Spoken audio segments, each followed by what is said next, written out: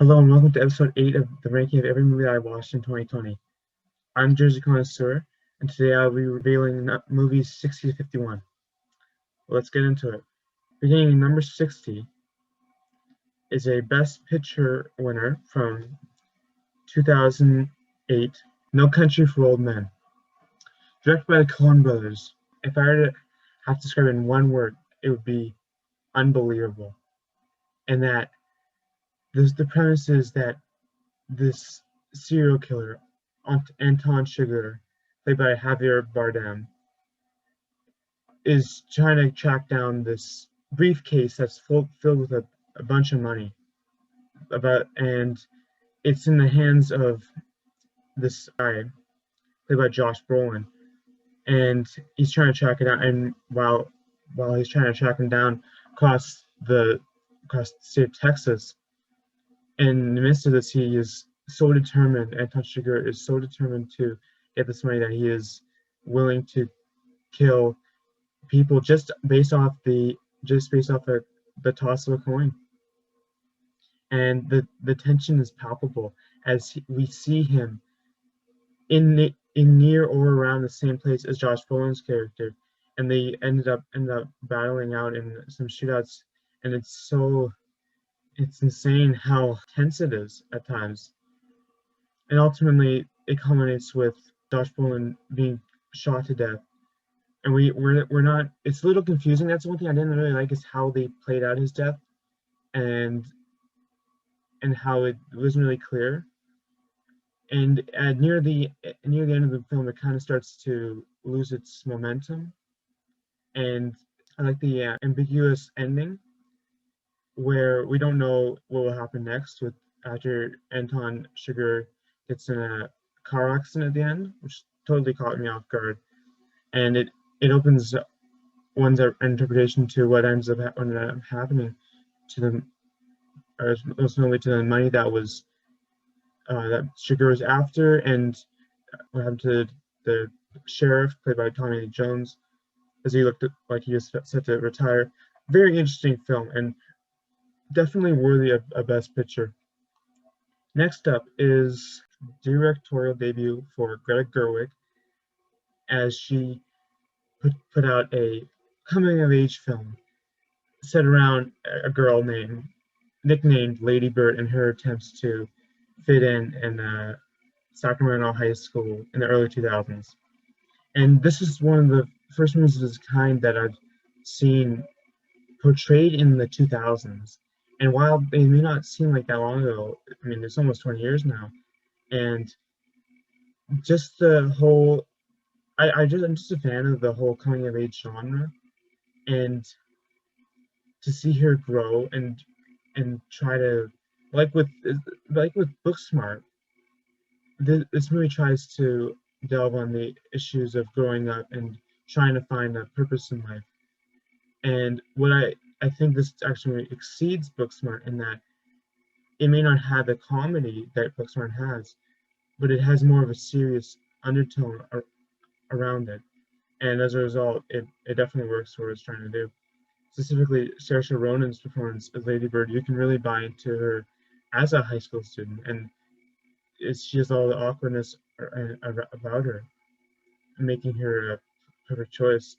And then, not to mention her castmates like of Lauren Metcalf as her mom. Just seeing her go through her life, you want to see her succeed, but at the end of the day, she's not really doing it. She's kind of limiting her potential that she ends up doing. And as she ends up going off to the college in New York. So overall, it's a very light and full-hearted film that's around just over 90 minutes. That was definitely worthy of a Best Picture nomination a few years ago. Next, we have Marshall, a true story about U.S. Supreme Court Justice Thurgood Marshall and his past, his early beginnings in the law, and how he successfully defended a client accusation of sexual assault. And I watched this as a tribute to Chadwick Boseman. Rest in peace to him. And Chadwick Boseman, he's obviously known for playing the likes of James Brown and Jackie Robinson. And there's just something about him that he's able to take the role of Thurgood Marshall and build on it. And he does an excellent job. The premise of this movie is similar to a movie like In the Heat of the Night and a movie that came out just this past year, Just Mercy. It builds on the idea of a small town lawyer or detective in lawyer in as in Marshall's case, who is instructed to help defend uh, specifically a black man in as he's being accused of a major crime. And what this movie does is it really puts us in the period of the 1940s in New York, and just goes to show that even though Marshall is even at this time a very well uh, regarded and respected practicing lawyer, that the one thing that's holding him back is his race, which is really tragic to see. And obviously, you root for him as he tries to successfully defend his client, played by Sterling K. Brown, while also receiving help on the stand from Sam Friedman, played by Josh Gad. And they try to defend the case, and they successfully win their case. And this is just a stepping stone in Marshall's career, as he would end up becoming the future Supreme Court Justice of the United States Supreme Court eventually. And it's such a inspiring story that is quite fitting for this month, with being Black History Month. So definitely go check it out if you haven't already. Next, we have another movie that's based on a true story, Apollo 13. Directed by Ron Howard, this follows the story of the Apollo 13 space shuttle that attempted to land on the moon, but as we all know, that did not end up happening, as it suffered a major failure in their shuttle that would end up almost causing them to being stuck out in space. But fortunately, thanks to the efforts of Jim Lovell and NASA, Apollo 13 is able to return us unscathed to the Earth, with all the astronauts surviving. And I watched this in the anniversary of the 50th year moon of the event, and obviously the famous line from the movie, Houston, we have a problem, is very quotable. And the like with No Country for Old Men, it's palpable. And while you know that what happened in the real life event, you're obviously in real time with what's going to happen, and it's tense in how what's going to happen next. And the dreaded realization when they do find out that there's something wrong with their shuttle is tragic. And you're just thankful that they were able to get out of there and fix their issue. But overall, it's a very action-packed movie, and it's it moves along very fast. So even though it was about over 2 hours, it didn't feel like it was. It felt like it was in real time, and it was a very good representation of what. And they did a good job making it feel like we were in space with the zero gravity and such. And I gotta give it a high score for that. Next, we have Gladiator. Now, so far throughout my list, I hope that you are. Are you not entertained? Are you not entertained? Is this not why you are here? And as a result, and as I trek along to my next movie, Gladiator, directed by Ridley Scott. This movie follows the life of Maximus, played by Russell Crowe, as he goes from this highly respected uh, official in the Roman army and through a series of unfortunate events has to start all over again, basically as a slave in of the Roman army, and to fight in the as a gladiator in the Colosseum. And eventually, he is through his uh, persistent military training, he is able to dominate everyone he goes against, and he ends up in the Roman Colosseum fighting in front of the newly crowned emperor Commodus, played by Joaquin Phoenix. And it's bittersweet. And now Commodus killed his father because of the fact that his father was going to give the throne to Maximus, and you see Maximus so determined to win his freedom. And it's while the history behind the movie is flawed and not entirely accurate, they still have the main story line in there, which I appreciate. And as a result, the movie is very entertaining in that sense. But yeah, I got to take it with a grain of salt because of the fact that it's not entirely true. But regardless, another Best Picture winner that I would definitely recommend. The next movie is also a movie directed by Ridley Scott, Black Hawk Down. And this movie is based on the true story of the 1993 operation conducted by the United Nations in consolidation with the United States to eliminate the current government in Mogadishu, Somalia, and the plan to how they were intending to do that. And this, like with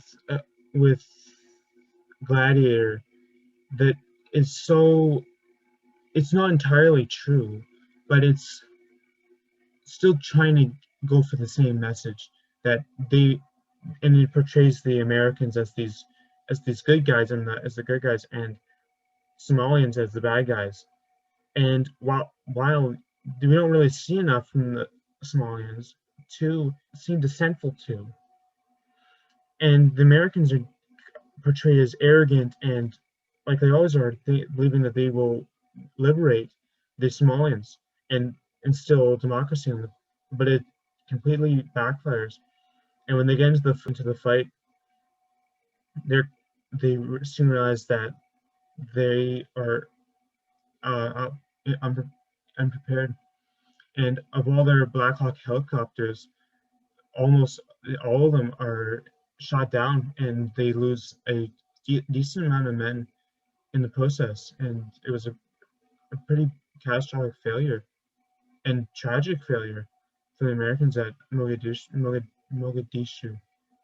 So the film does a great job in portraying the brutalness of the event. Furthermore, I enjoyed the performances of likes of Eric Bana, Josh Hartnett, and Tom Hardy in his first film role.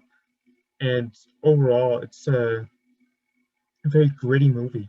But if you're willing to sit and put in 2.5 hours, and you'll be left satisfied. That's for certain. Next, we have Superbad, the OG in terms of hangout movies, and a real revolutionary film in the comedy genre. As it came out in the mid 2000s, you had a bunch of comedies up to that point had been a couple guys hanging out, and maybe chaos ensues, and they just go from there. And this movie when it came out, and featured two high schoolers played by Jonah Hill and Michael Cera, who were trying to figure their life out, and while at the same time trying to exploit their right to party. And it features a lot of adult humor. Obviously, with the high schoolers trying to acquire fake IDs to obtain alcohol, and that's very funny in that extent. But at the same time, there is they delve into Michael Cera and Jonah Hill's friendship as it grows and then shrinks at their party, and it has an underlying message within it that you don't have to be super popular all the time, super popular to have a good time in high school, and that you can while you can like with these two, one of whom is except they're both supposed to go their separate ways into post secondary. They're still determined to have one have one great final night as friends. So that's really nice to see. And overall, there's it's a very funny movie. Next up is Watchmen. And while this movie came out almost over 10 years ago, I'd always had a random grudge against this movie. And while it's not a particularly popular film on the internet and it's very divisive in its own sense, when I did watch it this summer, I was entertained by it, and I very liked it. And while I agree it does have its flaws, one of them being that it's over 3 hours long, and that it's portrayed as the film is portrayed as if we know these characters very well. And while I do like the Watchmen comics, I'm not an avid reader of them. I mean, it probably didn't help that I watched the miniseries before this movie, which I would agree is superior. But performances were very good, particularly Jackie Earle Haley and Jeffrey Dean Morgan.